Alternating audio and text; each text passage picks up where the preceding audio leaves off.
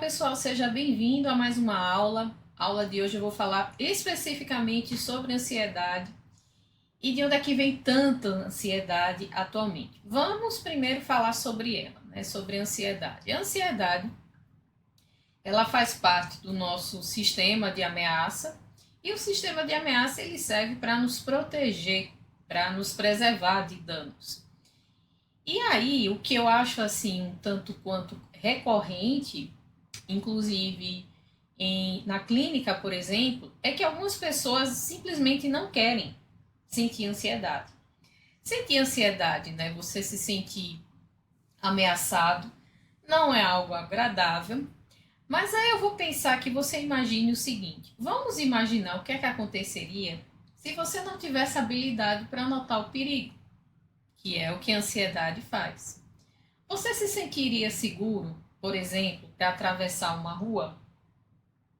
Como é que você se sentiria se de repente você fosse um pai, uma mãe, alguém no papel de cuidador, que está cuidando de alguém e você não conseguisse perceber que a pessoa que você cuida, o seu filho, quem quer que seja, está em risco, está em perigo?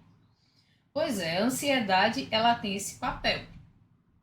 Ela nos preserva do perigo.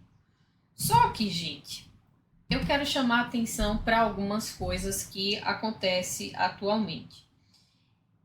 Hoje a gente está muito exposto à ameaça. O nosso sistema de ameaça está super ativado. E nunca em toda a nossa história, enquanto humanidade, a gente foi exposto a imagens de violência, de ameaça, de competição. Condições essas muito estressoras e ansiogênicas que fazem com que a pessoa sinta ansiedade. E a ansiedade também, ela vem muito dessa ênfase que nós temos na competitividade, na agressão, somado a várias crises que nós estamos vivenciando atualmente. A precarização do trabalho, o desemprego crescente. Isso faz com que as pessoas se sintam muito ansiosas, se sintam muito em perigo. E aí, gente, eu quero que vocês observem essas questões, porque muitas vezes a ansiedade ela é apenas lida, digamos assim, pelo aspecto individual. Muitas vezes a pessoa chega, fulano não tem muita tolerância à incerteza. Beltrano, a família toda é ansiosa. E, por vezes, é interessante que você leia qual é o contexto familiar que essa pessoa está. De repente, essa pessoa está, a família dela, né, foi o tempo todo, ou está inserida, em um ambiente em que ela está exposta à violência, em que ela estava, e eu falo de violência aqui, não é só a violência social, não, mas a violência dentro da família. Essa pessoa estava o tempo todo em uma condição de insegurança econômica, porque é como se a sobrevivência dela, enquanto sujeito, enquanto ser físico, estivesse em jogo o tempo todo. E isso está sendo posto cada vez mais para as pessoas. Ou você tenta conquistar as coisas por si e não conta com a ajuda de ninguém, e se você não conseguir isso, a culpa é só sua. Ou então você está fadado a sua existência está aqui, aliás, seriamente precarizada. Bom, e ainda tem um outro lado perverso, né? A ansiedade, ela é vista como fraqueza. Muitas pessoas que estão experimentando ansiedade em um nível assim que está prejudicando as suas atividades.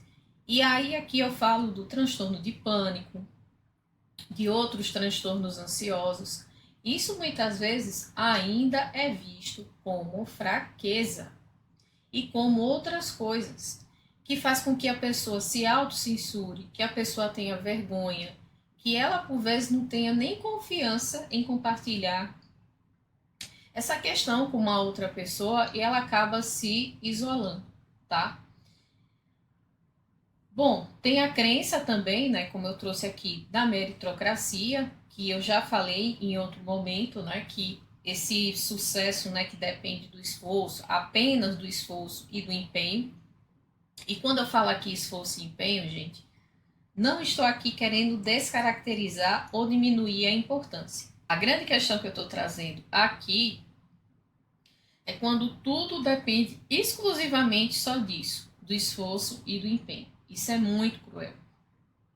Isso serve para inferiorizar as outras pessoas, e quando as pessoas elas se sentem inferiorizadas, elas também se sentem ansiosas. Elas percebem como se elas estivessem diante do perigo. Se essas pessoas elas estão ansiosas, vamos lá, vamos pensar comigo. Se essas pessoas se sentem ansiosas, elas estão em uma sociedade que percebe a ansiedade, a depressão, por exemplo, como uma questão de fraqueza. O que vai acabar acontecendo? Essa pessoa, ela não vai compartilhar, como eu falei, vai se isolar, mas ela vai buscar algum mecanismo para ter que lidar com essa ansiedade. E aí você pode recorrer para o abuso de álcool, para o abuso, por exemplo, de jogos, né, eletrônicos, por exemplo, para uma série de outras questões que faz com que ela se distraia e ela evite entrar em contato com isso, porque isso causa vergonha. Então, gente, o que eu trouxe aqui foi muito mais de falar, né, do ser humano hoje, na atualidade, e a ansiedade, de entender de onde é que vem tanta ansiedade e de desnaturalizar, sabe, determinadas questões que muitas vezes vêm à tona, de padrões familiares que existem, ou mesmo de outros tipos de padrões, que é interessante fazer uma leitura maior, de não reduzir tudo à questão individual. Pode existir a questão individual? Pode, sim, claro que pode. Mas é importante que vocês entendam quem é esse ser humano e onde é que ele está. Espero que essa aula tenha sido produtiva, que você tenha gostado. Se você gostou da aula, se inscreva aqui no canal. Praticamente toda semana eu estou lançando uma aula aqui diferente. E espero que você tenha aqui gostado da conversa. E dá um like se você gostou do assunto. A gente se vê na próxima. Até mais!